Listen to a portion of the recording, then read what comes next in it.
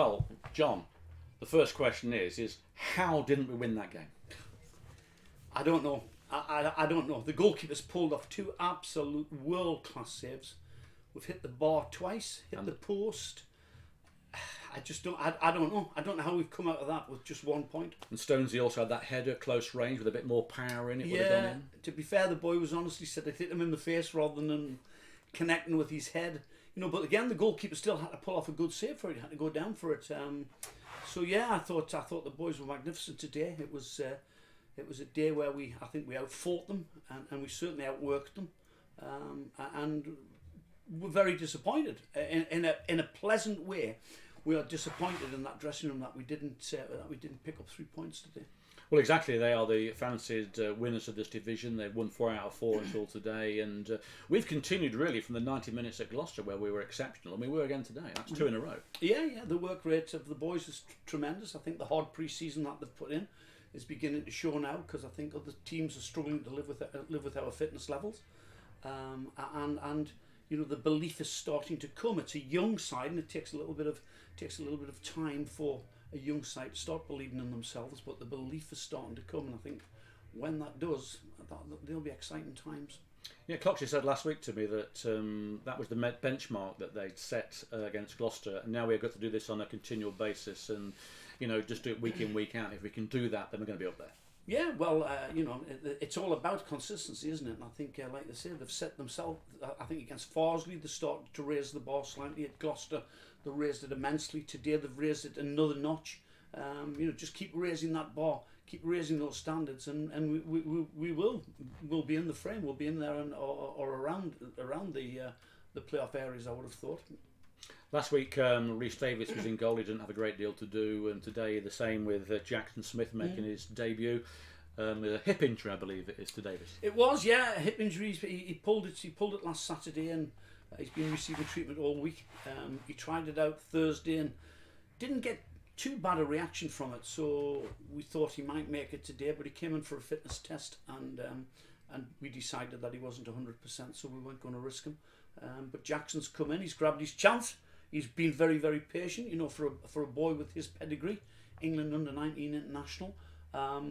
He's waited patiently for his chance. And I think he's taken it with both hands today. I thought he was excellent.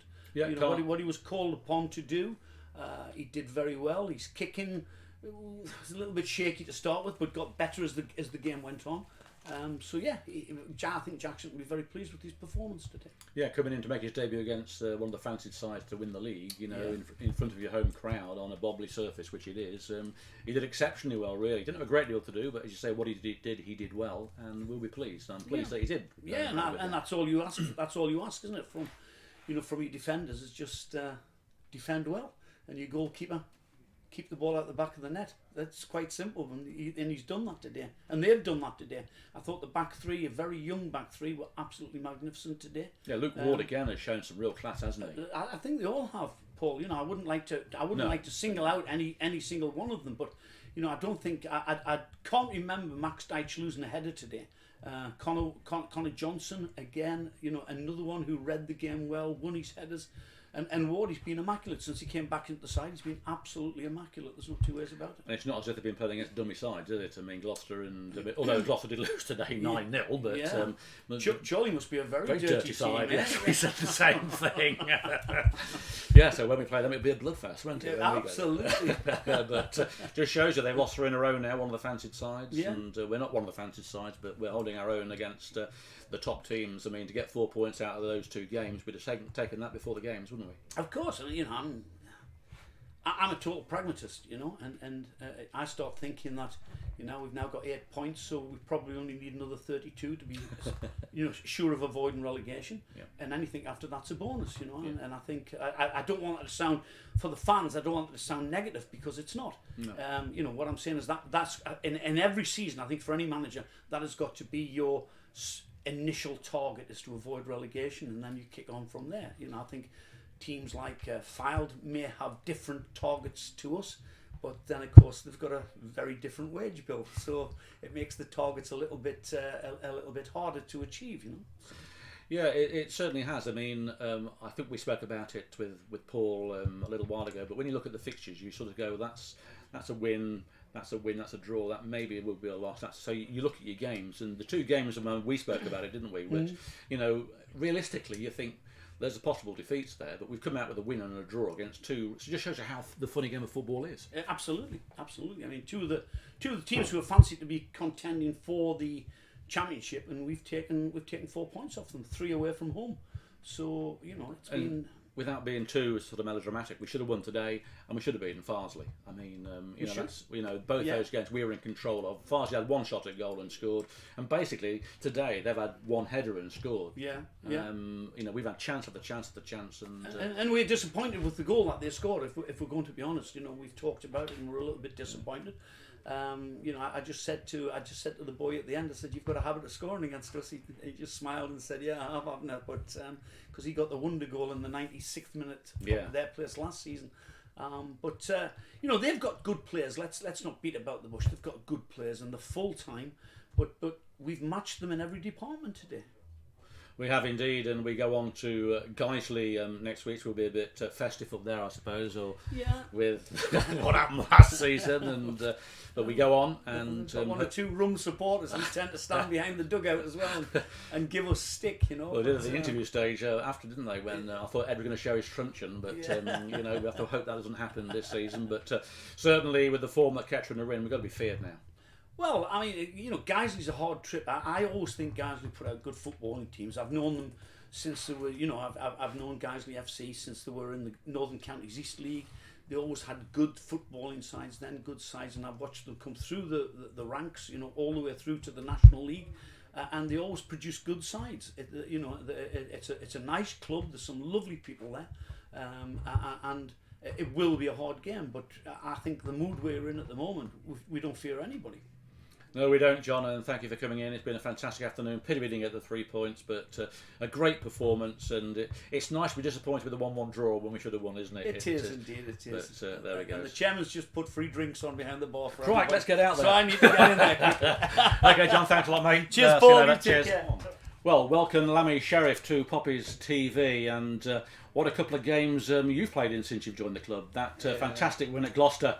And then today in a game we should have really won against AFC Fylde. Yeah, obviously Gloucester started the first game there. I thought the team done really well throughout the whole game, 45 minutes, first 45, and the determination to keep going for another 45. I thought that was tremendous from the boys. And I think obviously we're a young side, and it's all about togetherness and believing in one in each other, encouraging one in each other, and then obviously you can compete with anyone in this league, or in any league in fact, you know what I mean? I mean, Fylde today, they are the bookies' favourites to win this league, and up until today it was 4 out of 4. They've come away with a 1-1 draw. Can count themselves lucky, really. Yeah.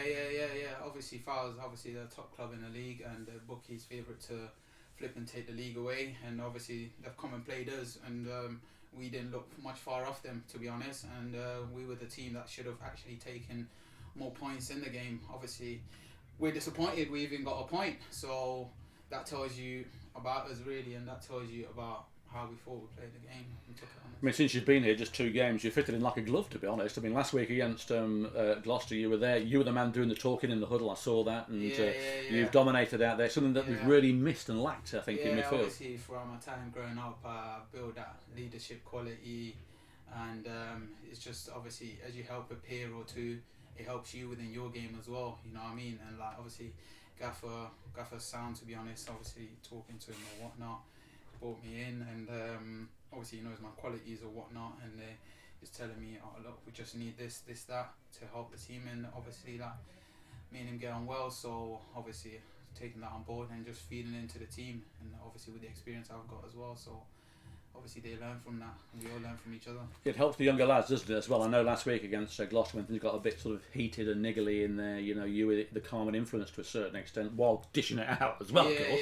But it's all part of the game, really, you know what I mean? When things are on the field, off the field, it's a psychological game sometimes, and it's a mental game, and obviously you could get caught in a wrong bit at the wrong time, so you got to pick and choose your times. And obviously, like within the Gloucester, obviously we was on top of them, and they really didn't want to fight. So when it gets to a certain period, you kind of have to be smart and just like get your team away from situations which may cause your team and get a man sent off or X, Y, Z. How physical was that today against Fylde? They looked a real big side. Yeah, they're a big side.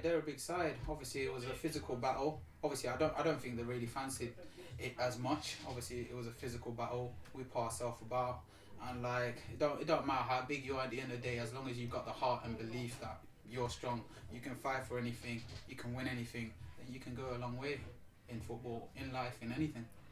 I remember seeing you in training. I think it was when you were unknown to us then. Who is this? But you've certainly made an impression since you've come into the team, and long may that continue. It's something that we've lacked, I think, at Kettering Town. And with your enthusiasm, I think, and the way that you've been playing so far, the fans have seen you now at home, and we saw you obviously at Gloucester. Great to have you here. Another Sherif. We have two now. So I'm with an F. one with an F and one not. Yeah. Brilliant to have you here. Thank you very much for popping in. I know you're a bit tired, etc. Enjoy your man of the match champagne. I'm sure you will. Thank you very much.